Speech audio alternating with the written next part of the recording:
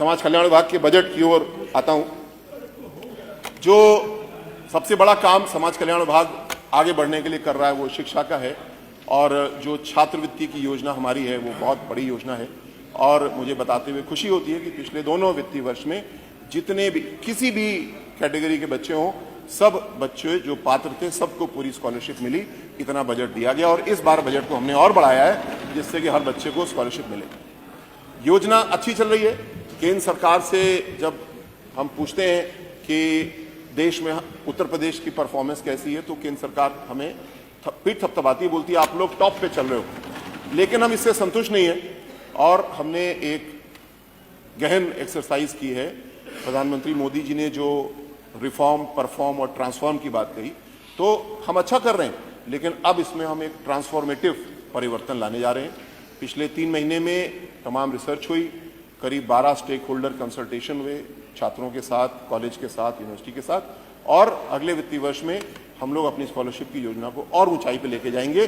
कोई बच्चा वंचित नहीं रहेगा और कोई गलत तरीके से पैसा निकाल भी नहीं पाएगा जैसा पूर्ववर्ती सरकारों में हुआ।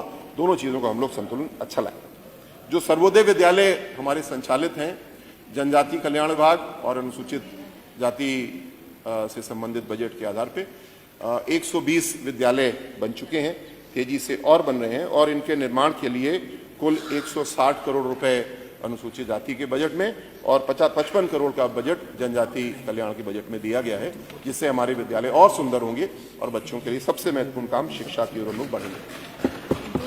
हमारे जो छात्रावास है, दुख की बात यह है कि सपा की सरकार ने एक पैसा उनकी मरम्मत को नहीं दिया। आदरणीय योगी जी ने इस बात को समझा और पिछले बजट में भी पैसा मिला था, और इस बार भी नव निर्माण के लिए 24.9 लगभग 25 करोड़ रुपए नए छात्रावासों को बनाने के लिए दिया गया है, और मरम्मत के लिए लगभग 7 करोड़ रुपए दिया गया है। सभी माननीय विधायकों से मैं अनुरोध करूंगा, इस समय सभी छात्रावासों में मरम्मत का काम चल रहा है। आपके विधानसभा में जो छात्रावास है, मैंने एक पत्र भी जारी किया, आप जरूर जाएं और जाकर के देखें काम अच्छा हो रहा है कि नहीं, अच्छे रंग रोगन है कि नहीं, और अगर कोई कमी है तो मुझको तुरंत बताएं, जिससे कि हम लोग अपने बच्चों के लिए बेहतर व्यवस्था करें। एक योजना बहुत अच्छी चल रही है, मुख्यमंत्री अभ्युदय कोचिंग। इसके तहत कोविड में काम शुरू हुआ, ऑनलाइन शुरू किया, फिर ऑफलाइन यानी क्लासरूम वाले कोचिंग भी हमारी चल रही हैं, और बहुत ही अच्छा परिणाम इसका है। और आदरणीय मुख्यमंत्री जी ने निर्णय लिया है कि अब जिले से हमको तहसील स्तर पे ऐसी कोचिंगों को पहुंचाना है। पर तहसील पे IAS PCS की कोचिंग का उतना लाभ नहीं होगा, वहाँ पे नीट और JEE यानी 12वीं के बाद वाली जो परीक्षाएं होती हैं उनके लिए हम लोग केंद्रित कर रहे हैं, और उसके लिए 35 करोड़ रुपए का प्रावधान हो गया है। तो इस साल हमारा प्रयास है कि हम हर तहसील तक बच्चों के लिए कोचिंग पहुँचा दें, क्योंकि ये बच्चियों के लिए बहुत महत्वपूर्ण है। लड़के तो फिर भी कहीं जा सकते हैं, लड़कियों को दूर जाने में कठिनाइयाँ होती हैं, और हमारे सब बच्चे इसमें आगे बढ़ पाएंगे। जनजाति कल्याण विभाग के दृष्टिकोण से ये बड़ा महत्वपूर्ण वर्ष है। भगवान बिरसा मुंडा जी की 150वीं जयंती हम सब मना रहे हैं।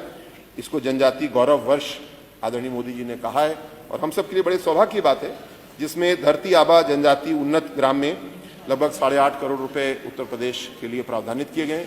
ये ऐसे गांव जहां पे जनजाति जनसंख्या ज़्यादा है, उनके अवस्थापना को, इंफ्रास्ट्रक्चर को पूरी तरीके से आच्छादित करने वाली योजना है, ऊंचा ले जाने वाली है। साथ साथ एक मिर्जापुर में ट्राइबल म्यूजियम बनेगा, जिसके लिए 20 करोड़ रुपए का प्रावधान हो गया है।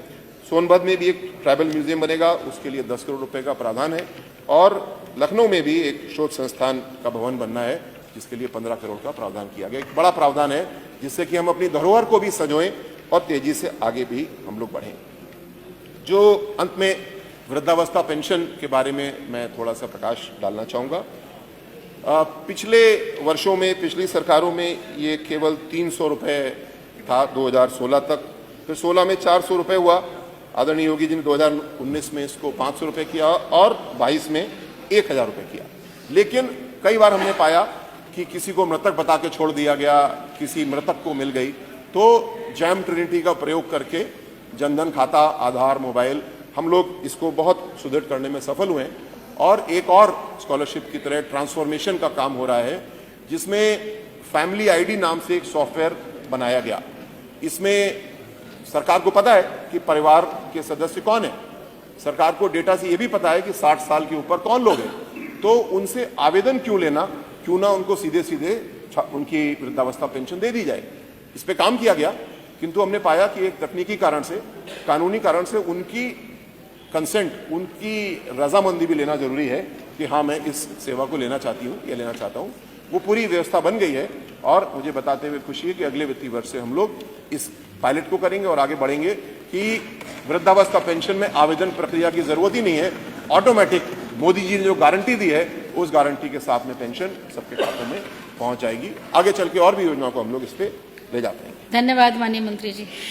अंत में एक विषय और मैं रख दूं, ट्रांसजेंडर समाज के लिए बहुत कुछ करने की जरूरत है, इसको समझा गया।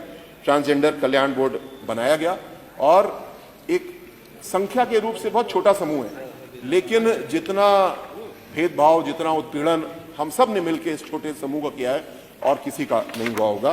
तो ट्रांसजेंडर कल्याण बोर्ड अपने काम को अच्छे से कर पाए, इसके लिए 1 करोड़ 70 लाख रुपए का बजट दिया गया है ताकि इसकी योजनाएं भी आगे बढ़े और साथ साथ इसकी अवस्थापना, इसकी व्यवस्था भी अच्छी हो। बहुत बहुत आभार, धन्यवाद।